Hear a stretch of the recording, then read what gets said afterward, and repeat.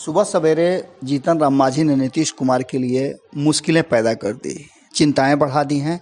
और ये चिंता इसलिए बढ़ी है कि उन्होंने खुल करके तेजस्वी यादव का समर्थन कर दिया है। आपको बता दें कि लगातार बिहार में लॉकडाउन चल रहा है और इसके साथ ही राजनीतिक सरगर्मियां भी ज़बरदस्त तेज हैं। आपको बता दें कि लॉकडाउन लगाते समय नीतीश कुमार ने जिन बातों को कहा उससे इत्तेफाक नहीं रख रहे थे जीतन राम मांझी।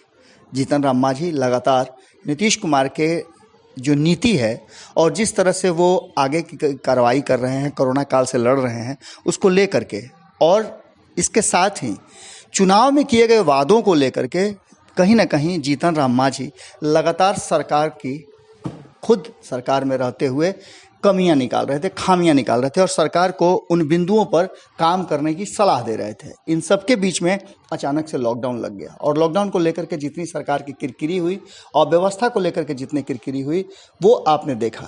जीतन राम मांझी पूरा मुखर होकर के सरकार में रहते हुए जिस तरह से सरकार और नीतीश कुमार के साथ साथ भारतीय जनता पार्टी के असहयोग की बात कर रहे हैं वो अब जग जाहिर है। आपको बता दें कि बिहार विधानसभा चुनाव में जीतन राम मांझी ने जो बातें कही है वो हम आपको बता रहे हैं कि चुनाव में सरकारी नौकरी एक बड़ा मुद्दा बन गया था। आपको याद होगा कि तेजस्वी यादव ने सरकारी नौकरी 10 लाख लोगों को पहली कलम से अगर उनकी सरकार बनती है तो देने का वादा किया था। इसके बाद तुरंत दबाव में आई एनडीए ने अपने नए एजेंडे में जोड़ लिया कि वो 19 लाख लोगों को रोजगार देगी और ये भी काम बहुत जल्दी किया जाएगा। हालांकि सरकार बनने के बाद इस पर बातचीत तो जो चर्चाएं तो शुरू हो गई, लेकिन इसके बाद नीतीश सरकार ने दूसरी कैबिनेट में 20 लाख लोगों को रोजगार देने और रोजगार सृजन करने का प्रस्ताव पर मुहर लगा दिया था। लेकिन उसके बाद ये मामला पूरी तरह से ठंडी बस्ती में चला गया।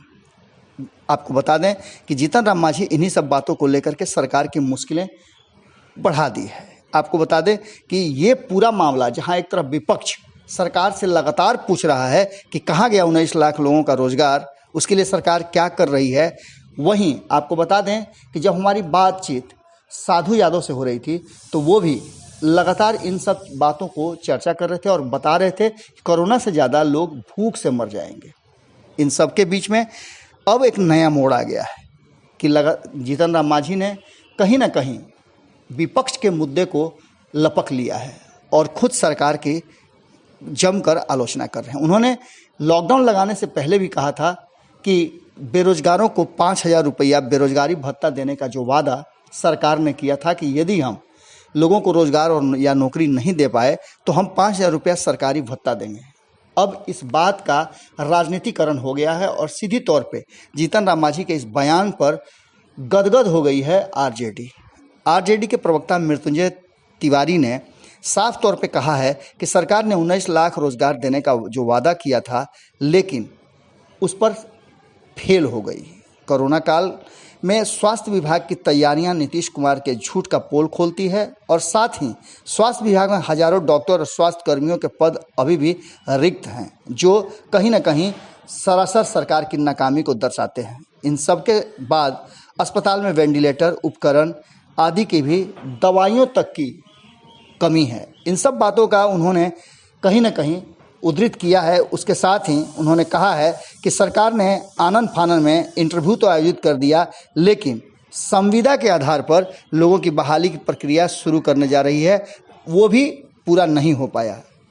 मृत्युंजय तिवारी का कहना है कि कहीं ना कहीं साफ तौर पे जीतन राम मांझी जो मांग कर रहे हैं अब तो सरकार की पोल खुद सरकार के लोग ही खोल रहे हैं। ऐसी स्थिति में नेता प्रतिपक्ष तेजस्वी यादव ने जो सरकार से डिमांड रखा था उस डिमांड को पूरा करने में या फिर आम जनता की ज़रूरतों को पूरा करने में सरकार असफल है। ऐसी सरकार को टिके रहने का कोई हक या हुकूक नहीं है। अब ऐसी स्थिति में जीतन राम मांझी के इस नए मूव से ऐसा देखा जा रहा है कि क्या बिहार में सत्ता परिवर्तन की ये बू आने लगी है। क्या सोचते हैं आप, ज़रूर लिखिएगा। कमेंट बॉक्स में आपको अपने विचार देने हैं। साथ ही यदि आपने अब तक भारत लाइव को सब्सक्राइब नहीं किया है तो ज़रूर कर लें। सब्सक्राइब करने के बाद बेल आइकन दबाकर ऑल का ऑप्शन क्लिक करते ही सभी खबरें आपको बिल्कुल मुफ्त प्राप्त होती रहेंगी। नमस्कार। अगर ये वीडियो पसंद आई और वह बिहार के राजनीति और बिहारियत से सरोकार रखेनी तो सब्सक्राइब बटन दबा के चैनल के सब्सक्राइब कर लें। ओजे एगो घंटी बा ओकरा बटन दबा देला से कुल सटीक और मारक खबर रुआ मुफ्त में मिल जाई। अगर रुआ पत्रकारिता के हमनी के नया प्रयोग में सहयोग कर चाहतानी तो ज्वाइन बटन दबा दी। पेटीएम नंबर नोट कर ली 9386816700। धन्यवाद।